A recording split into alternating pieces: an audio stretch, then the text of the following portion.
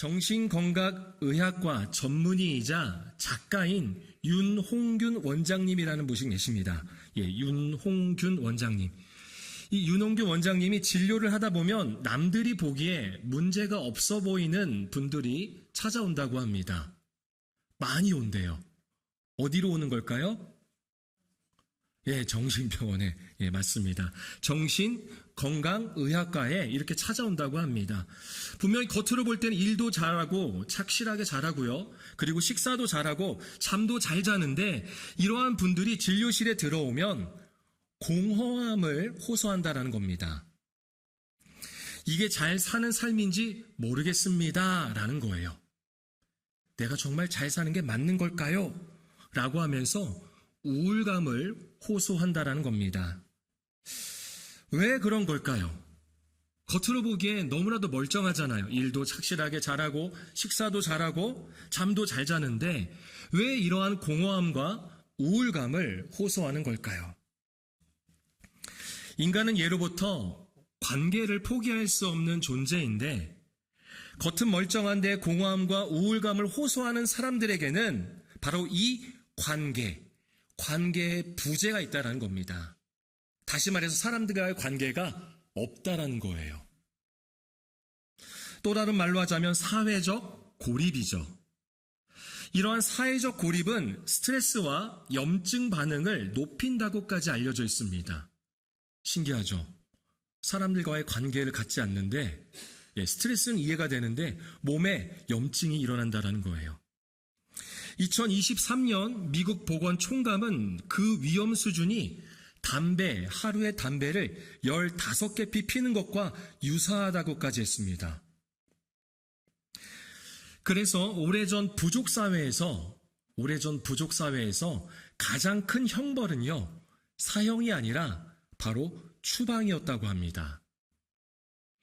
물론 사형은 죽음의 공포를 주었지만 추방은 더 길고 고통스러운 죽음을 뜻한다라는 겁니다. 이처럼 인간은 절대로 혼자 살아갈 수가 없습니다. 우리가 지금 함께 모여 교회 공동체라는 것을 이뤘습니다. 또 이제 명절이 되어서 가족들이 모이게 됩니다. 어쩌면 이제는 속하기보다는 스스로 추방당하는 것이 더 편한 시대가 된 것 같지만 인간은 여전히 혼자서는 살아갈 수 없는 존재이기에 더욱이 우리가 가져야 할 마음과 자세가 있다라는 겁니다. 오늘 바울이 데살로니가 교회에게 했던 권면을 통해서 지금 우리 교회와 그리고 가정에서 우리가 해야 할 것이 무엇인지 결단하는 시간이 되기를 소망합니다. 먼저는 바울이 우리가 이미 알고 있는 것들에 대해서 말합니다. 이미 우리가 알고 있는 것에 대해서. 우리 12절과 13절 말씀, 본문 12절과 13절 말씀 한 목소리로 읽겠습니다. 형제들아, 우리가 너희에게 구하노니 너희 가운데서 수고하고 주 안에서 너희를 다스리며 권하는 자들을 그들의 역사로 말미암아 사랑 안에서 가장 귀히 여기며 너희끼리 아멘. 나를 위해 수고하고 또 돌보아주고 훈계하는 자들은 누구일까요? 나를 위해 수고하고 돌보아주고 훈계하는 자들. 교회에서는 교회 리더들이 되겠죠. 가정에서도 리더들이 됩니다. 이들에 대해서 가장 귀히 여기며 13절 마지막에 보니까 가장 귀히 여기며 라고 합니다. 이 표현은 존중해 주라는 거예요. 왜냐하면 교회에서 그리고 가정에서 나를 위해 수고하고 돌보며 그리고 올바르게 훈계하는 사람들이기 때문입니다. 그렇게 교회와 가정의 리더들을 존중하며 화목을 이루라는 겁니다. 교회와 가정이 화목, 즉 평안하려면 나를 위해 수고하고 돌보아주며 그리고 훈계하는 리더들을 존중해야 합니다. 그런데 사실 이것은 이미 우리가 알고 있는 내용들입니다. 이어지는 내용도 마찬가지입니다. 14절과 15절 바울이 권면하는데요.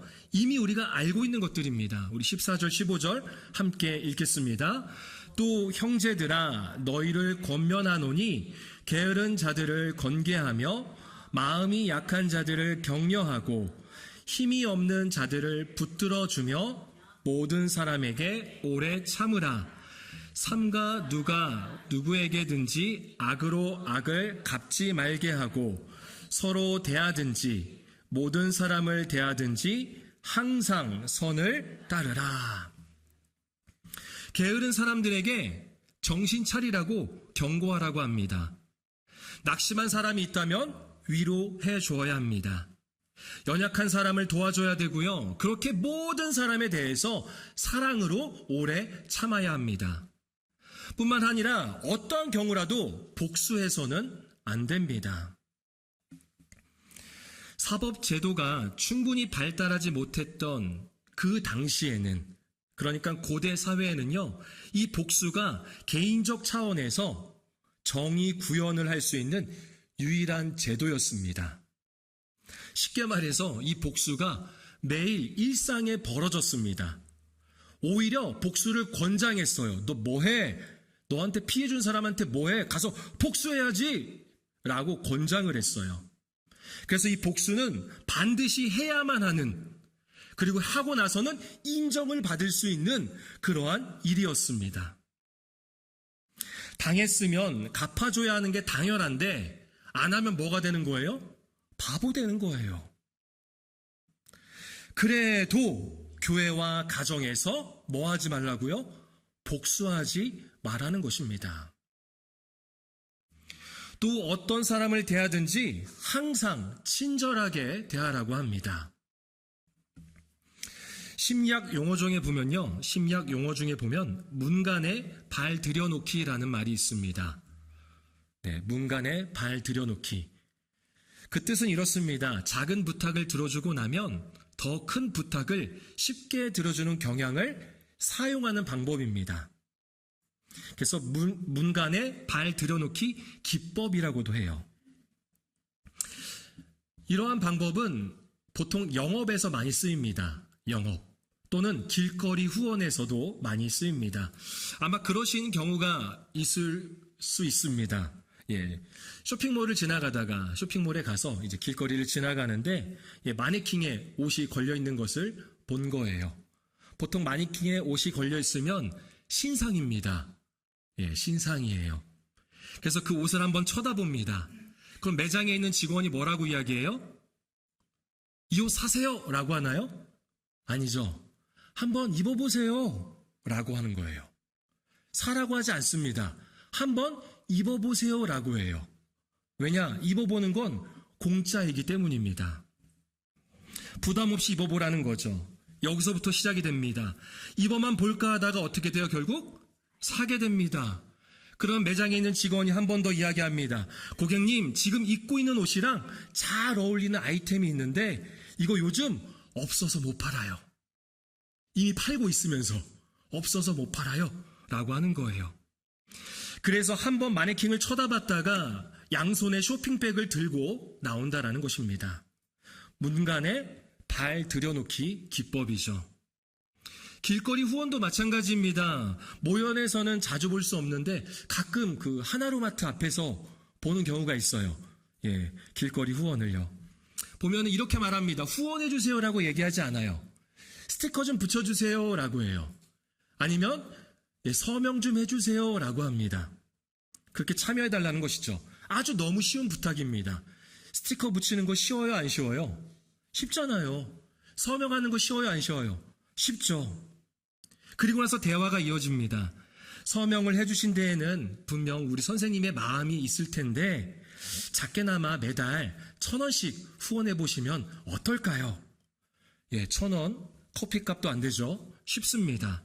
그래, 뭐 서명이 아니라 나도 한번 후원해보자 해서 매달 1,000원씩 후원하는 얘기로 시작이 됐다가 결국 집에 돌아갈 때는 정기적으로 3만 원 후원자가 돼서 돌아온다라는 것이죠. 후원 자체가 나쁜 게 아닙니다. 후원 좋습니다. 그런데 문간에 발 들여놓기 기법으로 하면 좋은 의미의 후원도 나중에는 후회가 되거나 불쾌해질 수가 있다라는 겁니다. 다시 말해서 자의가 아니라 타의에 대해서 하게 된다면 이런 경우가 생긴다라는 거예요. 불쾌하거나 후회가 되는 경우가 있다라는 거죠. 오랜만에 가족들끼리 모이지만 문간에 발 들여놓기를 종종 경험하게 됩니다. 처음에는 오랜만에 만난 친척이 작은 부탁을 합니다. 그런데 이 작은 부탁이 계속 이어지면서 어떤 부탁으로 돼요? 큰 부탁으로 이어지는 거예요. 결국 그 큰 부탁이나 요청을 거절하지 못해서 들어주게 됩니다. 나중에 친척들이, 가족들이 다 돌아가고 나서 어떠한 마음이 들어요? 불편한 거예요. 그리고 불쾌한 거예요. 그리고 후회가 든다라는 거죠. 교회에서도 그런 경우들이 있습니다. 작은 봉사 요청으로 시작했다가 나중에 보니까 엄청난 중직을 맡고 있는 거예요. 꽤나 부담이 되는. 교회 봉사가 나쁜 것은 아니지만 교회 봉사 선하고 좋은 거죠. 그런데 문간에 발 들여놓기처럼 감당하게 된다면 나중에 불편하거나 후회가 될 수 있다라는 것입니다. 모든 사람에게 항상 선으로 대한다는 것은 결코 쉽지 않습니다. 정말 어렵습니다. 친절하게 대한다는 것 쉽지 않아요. 왜냐? 내 손해가 보이거든요. 지금까지 바울이 말하는 이 권면은 우리가 이미 다 알고 있는 것들입니다. 교회와 가정의 리더들을 존중하며 화목을 이루어야 한다는 것 이미 알고 있습니다. 연약한 자들을 훈계하고 돌보고 또 도와줘야 하는 것 이미 알고 있는 것들입니다. 복수하지 말아야 하고 항상 친절하게 대해야 하는 것 이미 알고 있습니다. 그런데 이게 그리 쉽지는 않다라는 것입니다. 아니, 어렵습니다. 어려워요.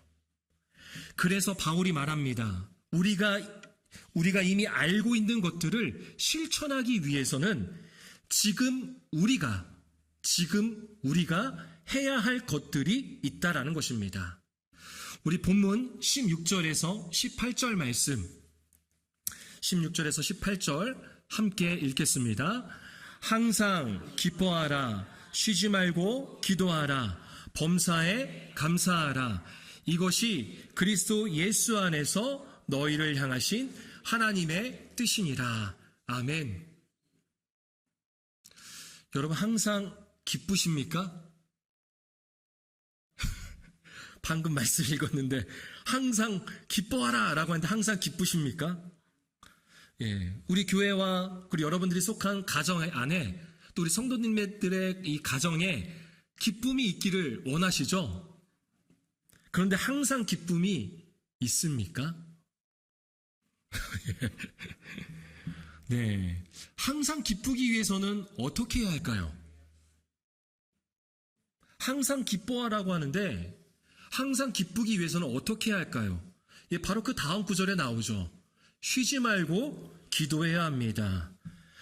쉬지 말고라는 표현이 나오니까 오히려 더 기쁨이 사라지는 것 같습니다. 있던 기쁨까지도 사라지는 것 같아요. 원어의 의미는 포기하지 말고입니다.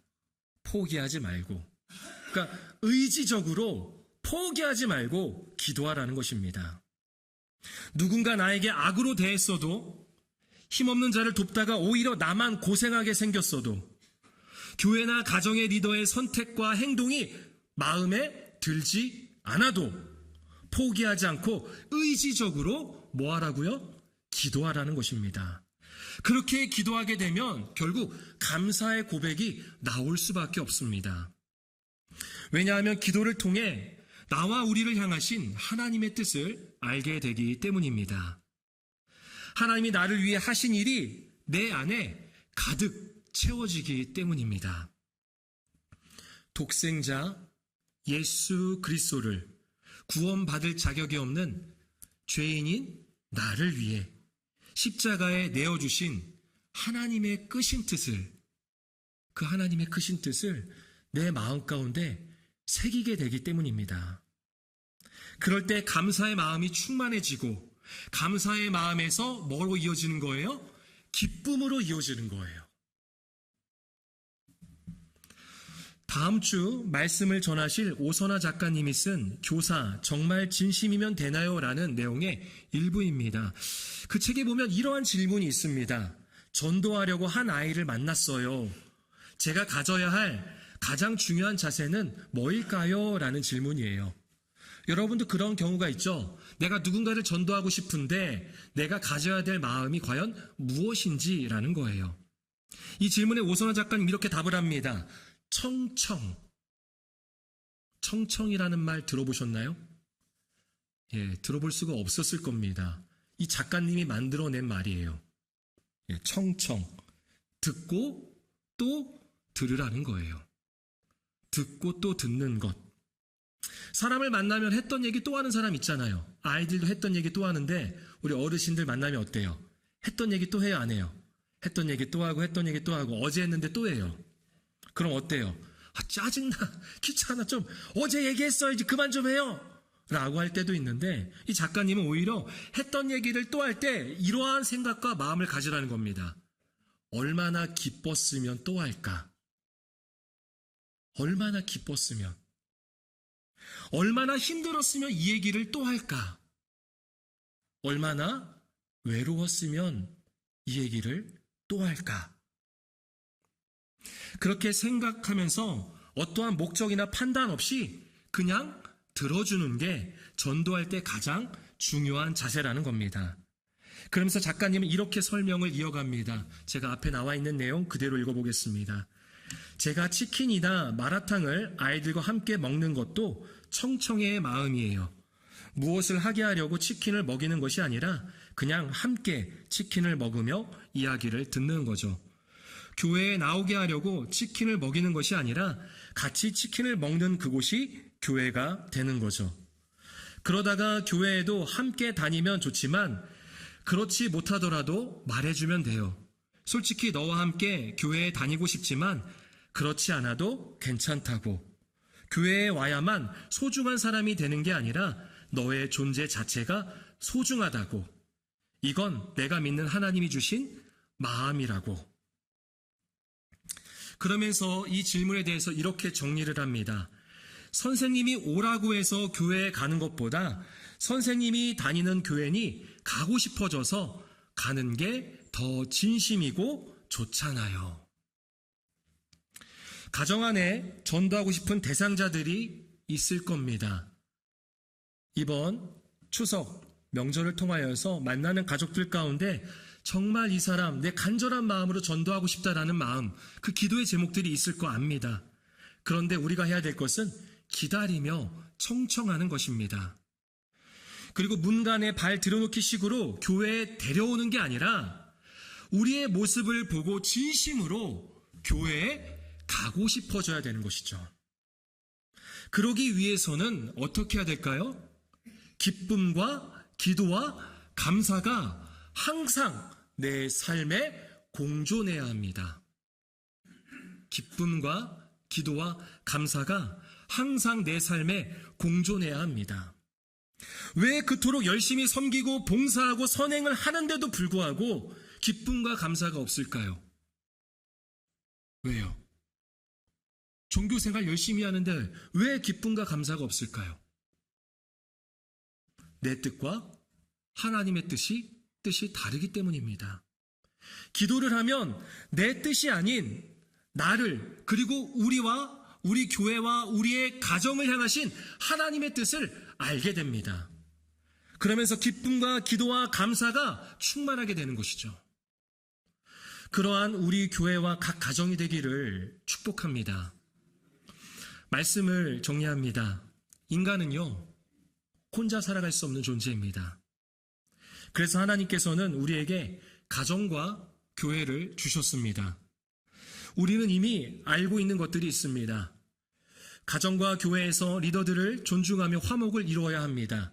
연약한 자들을 훈계하고 돌보고 도와주어야 합니다. 복수하지 말고 항상 친절하게 대해야 합니다. 그런데 이렇게 이미 알고 있는 것들을 실천하기가 쉽지가 않다라는 거죠. 그래서 해야 하는 것들이 있습니다. 지금 우리가 해야 하는 것들이 있습니다. 그것은 바로 항상 기쁨과 감사와 이 기도가 충만해지는 삶입니다. 항상 기뻐하기 위해서는 포기하지 않고 의지적으로 기도해야 합니다. 기도를 통해 내 지식과 경험, 생각과 판단은 내려놓고 하나님께서 나를 위해 하신 일을 다시 마음 가운데 새기는 겁니다.